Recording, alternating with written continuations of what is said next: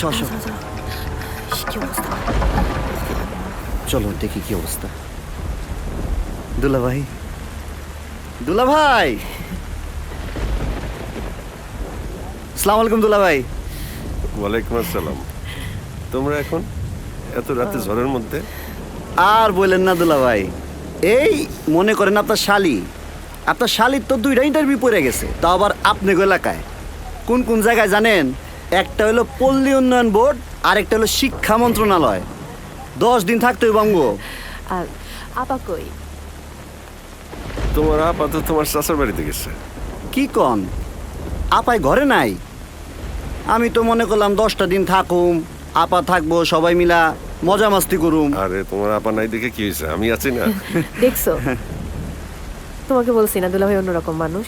দুলা ভাই, আপনি আর আমি খালি মজা করুম, আর আপনার শালিরে দিয়া কাম করামু, রান্না করামু। শোনো, তোমার কোনো কাজ আমি করতেছি না। দুলাভাই আপনার সব কাজ করে দিব, কোনো অসুবিধা নাই। আকাশের অবস্থা খারাপ, ভেতরে চলো, লাগেজটা তুমি ধরো। ভিতরে যাও, আমি আইতাছি। দুলা ভাই, একটা সিগারেট দেন তো।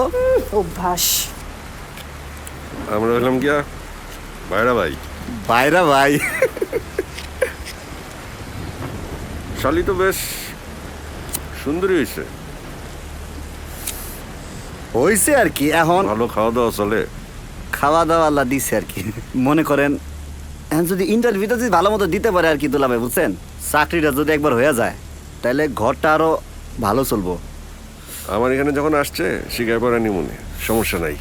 হ, আকাশের অবস্থা খারাপ, খাওয়া দাওয়ার ব্যবস্থা করি, চলো। চলেন চলেন দুলা ভাই, আপনি আগে যান।